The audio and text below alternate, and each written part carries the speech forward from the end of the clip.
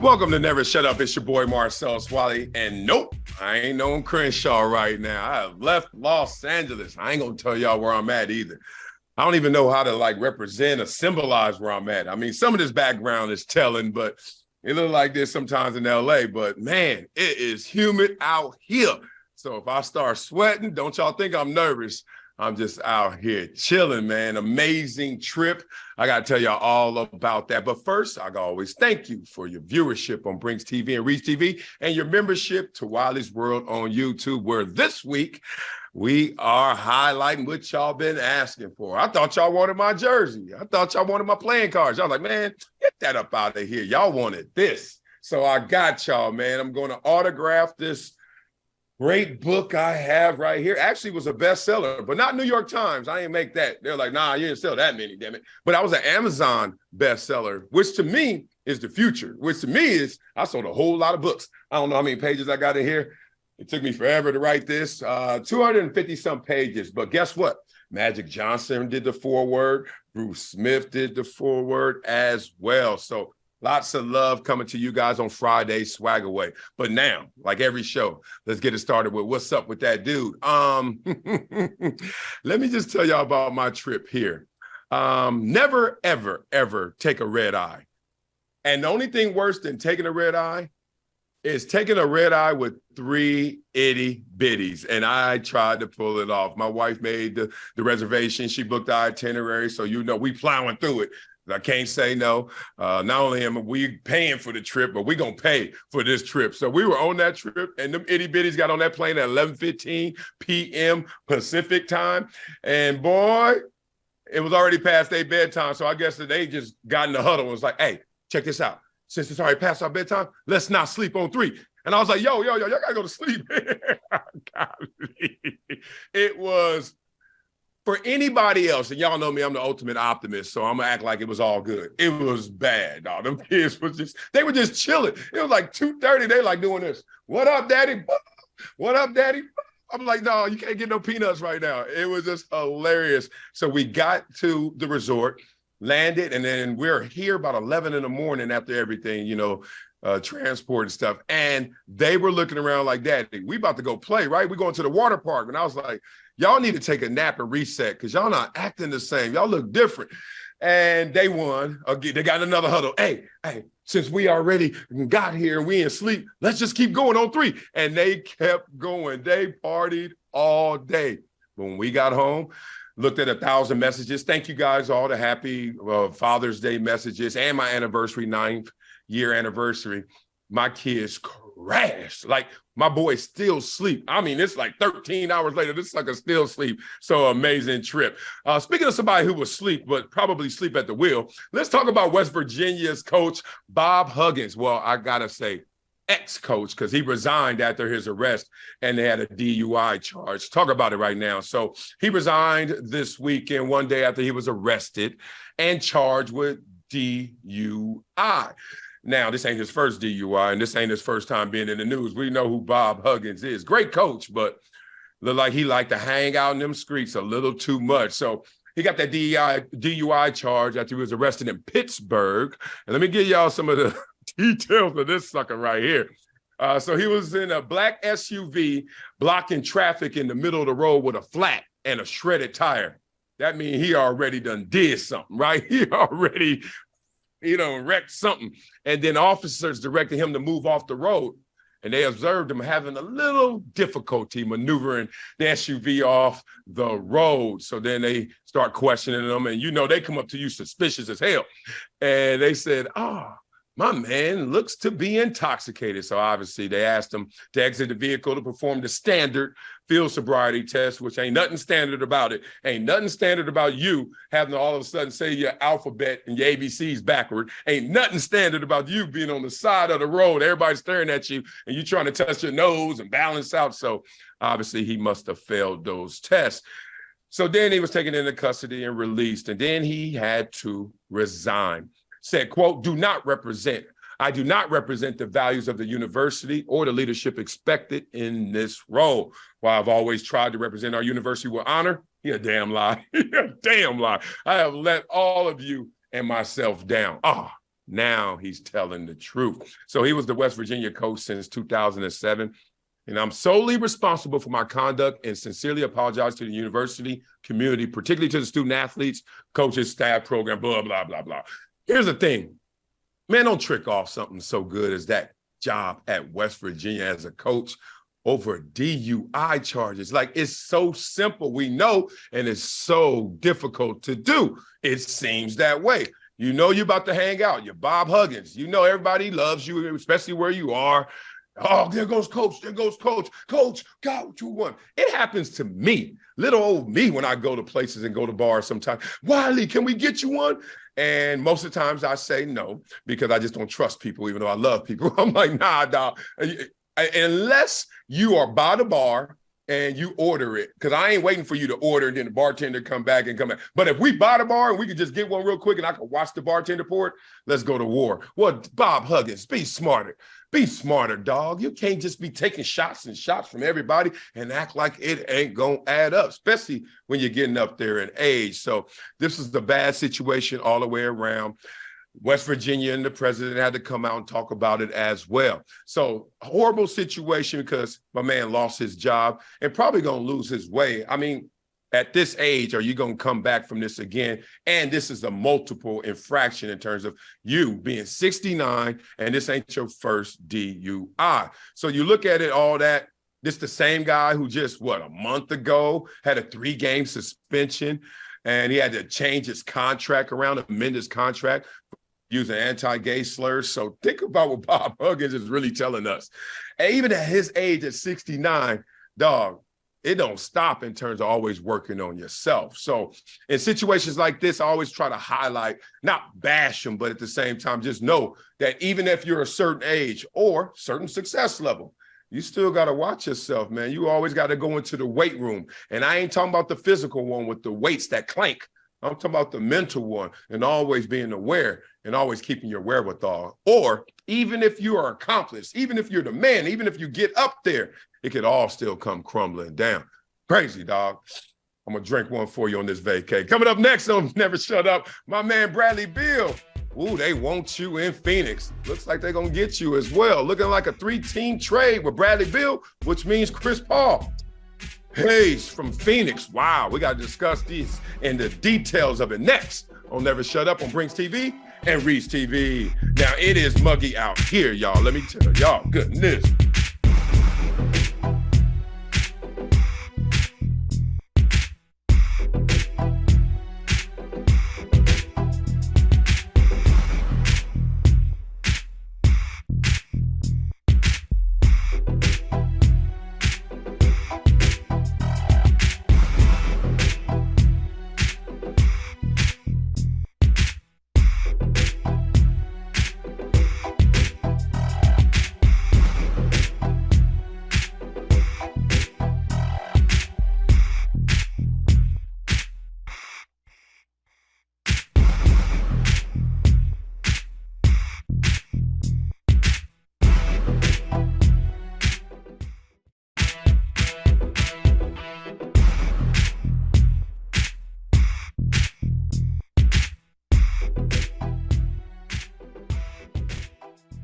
Welcome back to Never Shut Up. It's your boy, Marcellus. Thank you, my friend, for your viewership on Brinks TV and Reach TV, your membership in the Wiley's World YouTube, Friday Swag Away. My book is on the way. Yo, I ain't gonna lie to y'all, dog. I done read a lot of books in my life, and I never read one like this one because that's the only one I ever wrote. So, no, I'm just saying it is it's a dope book. Like, I done lived through some stuff, y'all. I've only told you to have, so check out the book, but you got to be a member and you got to win on Friday Swag Away. Let's talk about somebody else who's about to win, at least more than he did in Washington. Bradley Beal's about to win in Phoenix because now they got them a new big three. We need to just retire big three stuff because now this whole big three and super team stuff, every day, every way, it just looks like it's reimagined and it's just so different. So it's not even properly defined anymore. But Bradley Beal is about to help with the definition of success in Phoenix. And we know who he is. The Wizards are finalizing the trade with Bradley Beal to send a 3-time All-Star guard to the Phoenix Suns in a package expected to bring them back Chris Paul, Landry Shamet. Landry, that's a name. When he was born, then mama named him now. I was like, oh, he's going to be something. I don't know what. Landry Shamet. And several second-round picks and some pick swaps. So let's talk about the deal because we all know Bradley Beal had a no-trade clause. So with the no-trade clause, Bradley Beal had to sign off on this. Looks like he did. So now we got the new big three, which I'm still going to use for this story, and then I'm going to drop it. Devin Booker, KD, and Bradley Beal. Is that going to win? Is that going to get over the Denver Nuggets hump? Is that going to get them past the Clippers healthy? Is that going to get them past the Lakers, even though LeBron's aging another year, but AD when healthy, sick? Is that going to do it? Initially, I think it sounds a little redundant, but you still got Ayton there. And I know Ayton like, yo, that big three, it don't include me. And I think it should include Ayton when Ayton is all in. But with a new head coach, seems like when Monty Williams gone, we might get all of DeAndre Ayton because we know about their friction. So is that enough to get them over the hump is my first question for y'all in the comments. It just seems like on paper, oh, that's firepower everywhere. And Bradley Beal got that mindset. He a dog. And we already know Booker's a dog. KD is KD, top 10 all time. And Ayton, when activated, is something. I wonder if this is going to be enough for them to deal with the Denver Nuggets because the Denver Nuggets are not only top heavy, but they got a deep bench. They can go to guys and actually bring them off the bench and do things. So anyway, perfect is not the enemy of good, right? We're not going to all of a sudden design the perfect team. Just say, are we better than we were? Now let's take our shot. Most importantly, being healthy in the playoffs, Chris Paul not being there, that's a huge question mark that gets answered because you think about Bradley Beal in those situations, and you just have to assume he'll be available, not like Chris Paul has been time and time again. So one of the reasons we know the deal could take place in a couple of days is they've been searching. They've been looking around, and they're trying to get a three-team deal, actually. They're looking out for Chris Paul. They basically saying, man, we ain't going to put CP3 on the Washington Wizards. That ain't right. Like, that ain't how you build equity in the franchise and make other free agents say they're going to take care of you from beginning to end to have Chris Paul go out there and end his career with the Wizards. And even if Chris Paul goes to the Wizards in a two-team trade, you know what's going to happen, right? I'll wait. Chris Paul is not going to stay in Washington. That's sucker. He's going to get to L.A. somehow, some way. The Lakers are interested. Obviously, the Clippers are interested, trying to figure out the Russell Westbrook situation, both of those guys as well. So what's going to happen is he's going to bring himself to Phoenix, and they're going to have four max contracts. What is going on here? Phoenix is going all in, chips in the middle to make sure that they give themselves a run at a championship. So Bradley Beal got $207 million left on his contract, and there's a bunch of details about that. But as long as he waives the no trade clause, he's going to Phoenix. He's getting his 207. Now, it's too damn hot to be over here just talking about all this money. So now we're going to get that going. What other situations does this have an impact on? Well, you got to think about the fact that there's going to be a lot of dominoes because now, as Denver made everyone say, let's compete against them, so therefore you get a Bradley Beal interested, leaving. You get a Phoenix Suns interested and get rid of Chris Paul. Well, the other dominoes have to fall. Well, some of the dominoes have to fall not just in the Western Conference, but the Eastern Conference as well. There was some thought and consideration because we know how much Bradley Beal and Jason Tatum wanted to play together. But that would have been redundant as well. One, you can't bring them in on top of having Jaylen Brown, who deserves his Supermax contract, right? But at the same time, you're going to trade away Jaylen Brown to get Bradley Beal. How much better did you get in that situation? So there are a lot of dominoes in the NBA landscape right now that are going to fall just because of this move. But I love the move because I love Bradley Beal getting the chance of really doing something, being on the biggest stage, not just talking about NBA. I'm talking about real, true contender phase. And now we're going to see what he's about. So you add all of this up, it looks like this is a team that has closed the gap a couple years ago, were in the NBA Finals last year, fell short, largely because Chris Paul's injury. Now let's see that team once again challenge at full force. So tell me what you guys think in the comments because there's a lot to this story going forward. Coming up next on Never Shut Up, I had to save some extra time for this one. Ooh. Skip Bayless said that Shannon and I were kind of a married couple. Really? Oh, that doesn't sound like a man who's really married, because you would never say kinda if you talk about marriage. You either in or you're out, big dog. So we're going to break down Skip Bayless's comments next on Never Shut Up on Brings TV and Reese TV. God, how is the humidity higher than the temperature out in this? Good Lord.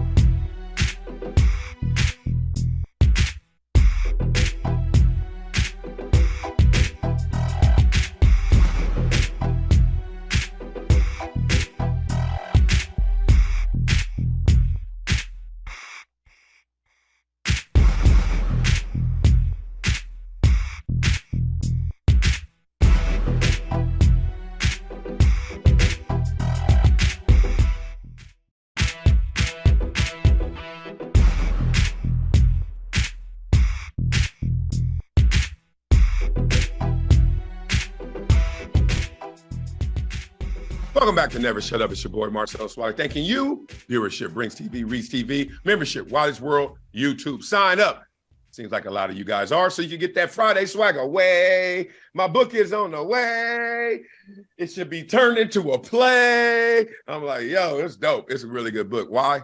Not just because it's about me, it's about life and how it affects us all. But let's talk about Skip Bayless right now and how his life has been affected. Shannon Sharpe is no more on Undisputed. So let's talk about how he says Shannon and I were kind of a married couple. So we saw it all come to an end last week on Undisputed. The end of a marriage, as Skip Bayless likes to say. Here's his quote.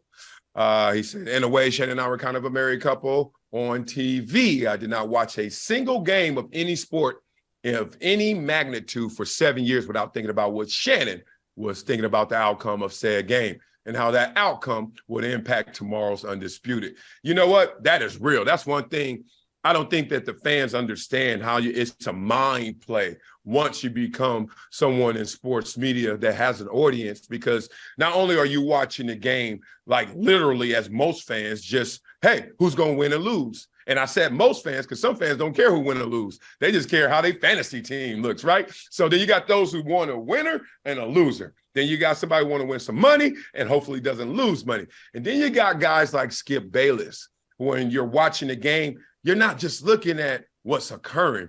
You're looking at how to frame that and put that in a question form, or how do you can make that a debate, a conversation, an argument, something that was a 50-50 moment. You're like, yes, because I know it's going to be polarizing. You also look at the game from a perspective of a journalist who is like, let me get more of the what, the how, the why of it, not just the when and where. When and where are kind of like the basic things. When they playing at 1 o'clock, where? That's so far. Okay, duh. My son knows that. But what is really going on there? Why did he just do that? And that's what Skip Bayless is talking about. He had that type of relationship in mind play when doing the show with Shannon Sharpe. So like many marriages, we know there seem to be some ups and downs as well, some arguments over and over again.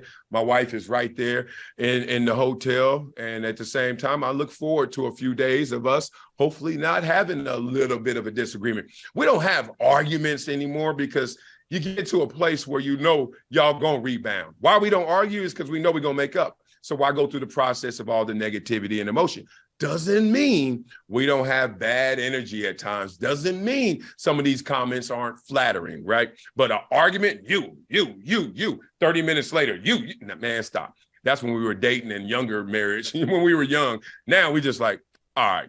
And I hate when our energy off, because boy, that's like this, the show is not the same. And let's talk about how this show changed because of some of that bad energy. So they talked about their energy and the way that they approach topics. And one of the biggest advantages Shannon brought to FS1, Skip said, was he truly, genuinely, authentically loves LeBron James. He said he honestly and completely and wholeheartedly believes LeBron is the GOAT. eclipsing even Michael Jordan. That, of course, is insane. LeBron is obviously nothing more than the phony GOAT, but because Shannon so believed that LeBron was the best ever, he and I had TV gold. Dap, dap, dap, dap. Okay. I agree with Shannon. First of all, I think that LeBron James, all things considered, is the GOAT. Not here for that argument. I am not on Undisputed. But at the same time, I noticed something about him saying that. Like even Skip Bayless, think about how masterful Skip Bayless is in his craft. He just lost his partner. Now he's talking about how close him and his partner were, how it affected him and how he changed his perspective in watching games. Then in giving his partner props, identifying who his partner was still in masterful Skip Bayless doing his job role. Couldn't even admit while saying Shannon thought that LeBron was the GOAT.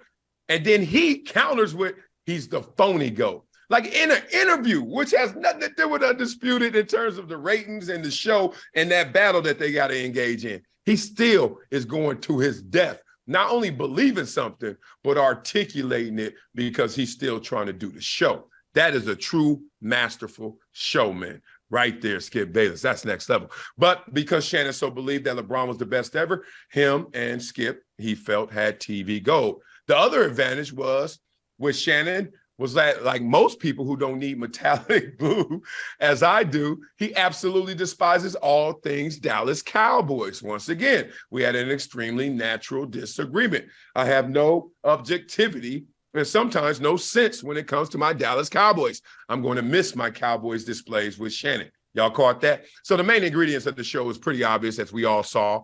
And as sometimes we said to nauseum that y'all talking about LeBron, y'all talking about the Cowboys. Well, they had a natural disagreement there. And let's talk about that, because a lot of these shows, we have to craft a disagreement. People always ask, man, they force y'all to argue? No. What you got to do is exhaust all of the natural disagreements, Shannon and Skip with LeBron, Shannon and Skip with the Cowboys. Naturally, I just don't believe what you're going to say. Like, Acho and I had a natural disagreement. He didn't think KD was as good as I did. Like, naturally. I was like, KD top 10, what are you talking about? And for him, it was like, ugh. And then that was a natural disagreement. Baker Mayfield, I was like, he ain't going to ever get it right, dog. Yes, he is. Natural disagreement. So sometimes it's just built in there. Therefore, you just tend to see those shows always gravitate towards that. But there are some times where it gets down the list. Like, I really don't care that much, but I can argue that. That's when you guys start taking notice. And that's when you guys start saying, I call BS, man. I'm getting tired of y'all arguing. So to sum this up, here's Skip's last quote on it. On this past Monday night, ahead of Shannon's departure on Tuesday, I did pull an all-nighter because I couldn't sleep a wink. I tried and I failed. I was just so keyed up, so worked up, so torn up over what was happening. I just couldn't go to sleep. Truth is, this past Tuesday, I tried to go to sleep in the afternoon. I had a hard time going to sleep even then. People are getting this twisted. No matter how Skip truly felt about Shannon and vice versa, they still love what they were doing together. Don't get it so twisted of who's wrong in the blame game or what really happened to the point where you forget that they still love doing something together. But to make it succinct and to make it simple, Shannon got tired of what was going on in the power dynamics of the show. That's with Skip Bayless and creating the show, topics with the show, Skip Bayless disrespecting them at times, and Skip Bayless also not being reprimanded from those who had greater power there because Skip Bayless knew those guys from itty bitty. Skip Bayless has been in the business so long that some of the top dog executives used to be his little homies. And that's the thing right now. And Shannon just couldn't find his way. And that's not to blame it on Shannon. Shannon was like, yo, I am the man. Skip is the man. We have to redefine how the powers are on display on this show. They couldn't come to that redefinition because Skip is still stuck in his ways, still calling LeBron phony GOAT. Even when it doesn't matter, that lets you know he's stubborn to a fault, but to tremendous success. Respect to both of those guys wherever they shall go, because Skip, he's on an adventure on his own as well. But Shannon, landing on his feet somewhere. Coming up next on Never Shut Up, oh, my favorite segment. Oh, it's time for that Wiley's World. It's time to get it in. And this is going to be a quick one, too. I'm going to tell y'all why. I'm on vacation. Can't be talking that long. Let's get through it. Next on Never Shut Up on Brinks TV and Reach TV. Hurry up, Mikey P, damn it.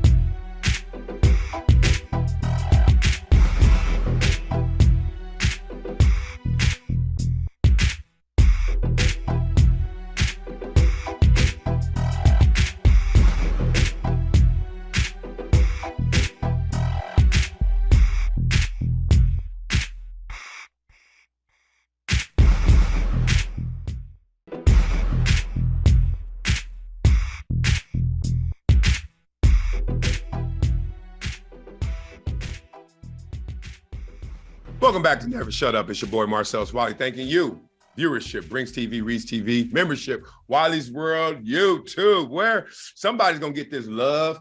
We got 4 tiers of membership in Wiley's World, and all 4 tiers are eligible for this one right here, Friday Swag Away. Marcellus Wiley, the life, opinions, and unexpected adventures of an NFL outlier. Never shut up. Y'all know what this means, actually? Let me get y'all real quick. Never shut up is not about you physically talking.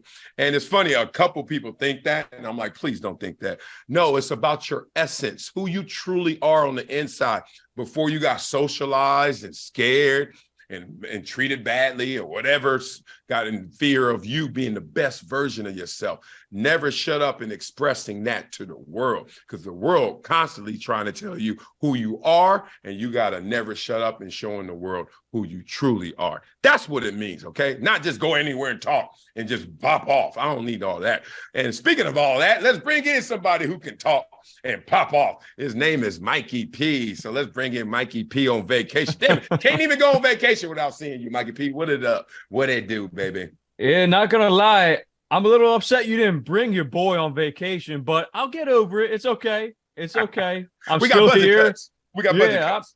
I'm living through you, so it's all good. But as part of Wiley's World, we love the input from our fans. So I'm going to start off with 2 fan questions from an all-star, Jamal Parks. Welcome, welcome. He's been here for a day, and he's already submitting questions.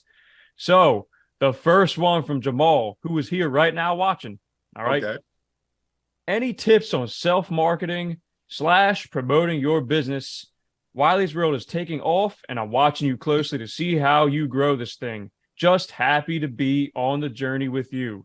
Your response? Oh, lovely question right there. Yeah. I think it starts, if you really want to talk about the concrete, the foundation of any marketing, it has to start with you in terms of identity. So you have to really identify your identity. I know a lot of times that sounds like kind of simple, and at the same time, it's like, what do you mean? It means, what is your true voice? What are you really trying to do? What's your intention with it all? Start there, and then also try to envision how it can be at the end, right? But you don't have to concern yourself so much about the end. Why?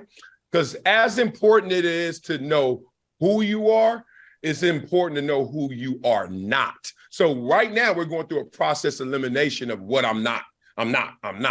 So once you identify what you are, now you got to put that to work. And this is where most people fail. They see who they are, and they don't see something out there that represents that, reflects it fully. So they get discouraged. So they don't continue being who they are. And then you just start to fall in line with what's already been done, because you're not trying to reinvent the wheel, and you don't have to reinvent the wheel to express yourself authentically. So then you get discouraged and you just sound redundant. Now you sound like a mannequin. Now you sound like another version of someone else. And let's bring it home, sports media. You're looking up, oh, I want to be on TV and talk sports. Oh, who's on there? Stephen A, Skip, Colin. Next thing you know, you start yelling. You're not a yeller. Next thing you know, you start arguing. You're not an arguer. Next thing you know, you start debating. You're not a debater. You know who you are? You're someone else. And you got to make sure you do that. So it starts with identity. Identify your identity. And then without being discouraged, continue committed to expressing that identity. Great advice. All right, part 2. This is a great question too. Oh. How do you balance all the work, wife, and kids? Is your schedule just phenomenal and you only work a few hours a day? Or is your schedule super packed and you have to budget out time for everything? I know the answer, but go ahead. Ah, man. Oh, we working, baby. We working. Yeah, we work. I want to start here because I want to build people up always in my responses. I am never going to lie to someone and tell anybody I'm special. And I don't believe anybody's special. I think we're all uniquely different, if you caught that. Here's the thing. No matter who you think it is, I'm going to give you an example. Yesterday, I was in the pool. At the pool with the kids, I run into a guy who went to Dorsey High School, which is a local school where I grew up, closer to me than the schools I actually went to. But it was a gangster school. My mama said it was hood school, right by the jungles, all that. So we didn't go to Dorsey. But I practiced at Dorsey. I ran track at Dorsey after school. Long story short, a guy in the pool yesterday went to Dorsey. So everything I told you right now will make you think, oh, you met somebody that went to the school around your age, some black guy, probably. It was an Asian guy who was like 75 years old, runs a company, and we were just talking through life, and he was a big fan of mine from the Chargers. Here's the thing. From the same area, but he's Asian and much older than I, running a company, we're talking about our trip. And I told him how the itty bitties were up on the red eye, and it took us 14 hours plus layover and all that. But here we are in the pool just like you. You know what he told me? Without even bragging. He was like, yeah, I brought my grandkids and I brought my sons and everybody. We're here. He said, yeah, it's not that far a trip for us from San Diego. We took our jet from there and it took us 4 hours.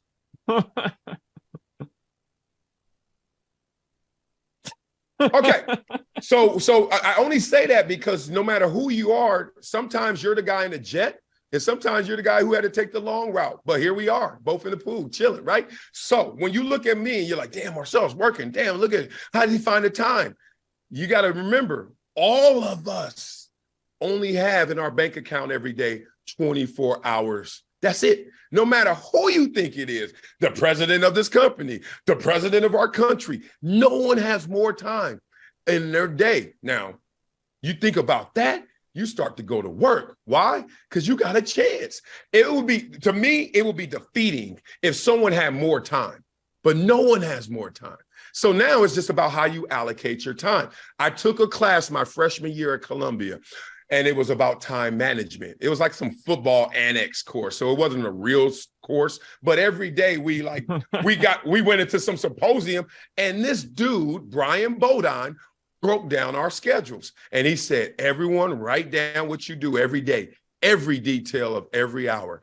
And he said, now let's learn how to manage our time. So in summation, the way I do it really is I prioritize. I know what's necessary versus what I want. Know your needs versus your desires. Big difference. And always remember, everyone has the same amount of time in the day, so don't get defeated. And also remember, you don't have to do everything. The last note I would give you is I went to a symposium and they were talking about emails. And who doesn't have 100 emails, right? And you're like, oh, I can't answer all these damn emails. And the guy leading the seminar said, you don't have to. He said, you're going to know which ones to answer. And the other ones you'll get to. And if you don't get to it, guess what that just told you? It wasn't that serious. And I was like, damn. So he basically said, like, dog, start at the top, stay at the top. If you can't get past that, probably ain't necessary. So those two things right there. Everyone got the same amount of time. You can't do it all. Great answer. And thank you, Jamal Parks. Again, That's a Wiley's World All-Star, his first day, and he's already popping off. Love it. I love it, dude, man. All right. Become a Hall of Famer. I need to see his face. He sounds smart to me. Right. Yeah, right. All right, next up, and I'm going to send you to the beach after this one, okay? All right. Michael Jordan, speaking of the GOAT, okay? Michael Jordan sold the Hornets for approximately $3 billion after buying it, the franchise, for $275 million. Damn. His record as an owner, 423-600, fourth worst record in the NBA during his 13-year tenure. So the question I got to ask you is this. I just gave you the good and the bad, all right? Yep. Was his ownership a failure? Because a lot of people are getting on him, but man, that's a nice chunk of money he got. Hey, the way you thinking, Mikey P, is the way I'm thinking. I'm like, what are y'all measuring to say what success is as an owner? For me, no lie, the first level of success, the first definition would be ROI. You got to remember, every single owner made their money somewhere else. And now this is just a hobby. So in this hobby sport called ownership, how did you do? Well, I went from 275 to 3 billion. Sounds like you did amazing. Okay, Now let's go beyond that. But y'all didn't win. Do you know how far removed the owner is into contributing to wins and losses? Let me give it to you like this. Did the owner give them proper facilities? And I didn't say best. I said proper. You don't need the best facilities to win. You need just adequate facilities. Can we get our work done? Yes. Okay, Michael Jordan did that. When a guy was up for a max contract, did you sign off on the max deal? Well, yes, he's done that. And if he's still part of the ownership group, which they said he is on the minority level, well, we know he's going to have to pay the ball. He's going to have to pay little man ball because LaMelo and stop playing. He about to get paid, right? So you're going to pay him. And then after that, I swear, what is an owner to do but make sure he doesn't get in the way? And did Michael Jordan get in the way? He didn't attract exactly what you thought Jordan could attract. I will say that. Like, you thinking Jordan just going to get the best coaches and every player going to want to play for him. But that's to my point. It's like players know that, like, yo, the owner don't really matter that much. So why am I going to just play for Jordan blindly? He ain't going to do nothing. I probably see him once, twice a month. And the dude is just dealing with how much concessions cost. Not, are we running the triangle properly? So I think it's unfair to an owner to look at his win-loss record and say success or failure. I think it's unfair to some players as well, especially you talk about football. Like, dude, I got drafted. You get drafted to, what's the sorriest team in the league? Not even Detroit now. You can't even say that. What's the sorriest team in the league, Mikey P? What you think right now? I mean, it was the Texans last year, but they had a couple of good drafts. You want to use the Texans? Yeah. They've been in hell for a while.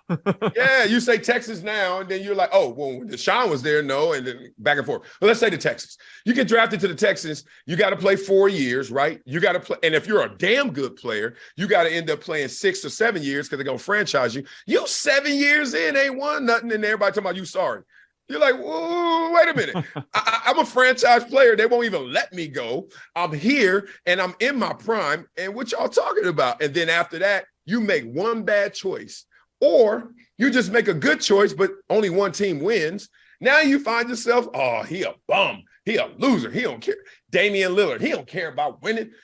And Damian said, why chase winning? If I chase winning, I may go somewhere like KD, win, and then y'all going to kill me still. And that's why Damian Lillard said, I'm staying still. So, nah, man, I think Jordan's a tremendous success as an owner because I just look at it different. The criteria for me is simple. Did you do your thing? Did you make money? And did you make sure you supported that organization? I say check, check, check. Sounds like he's winning as usual.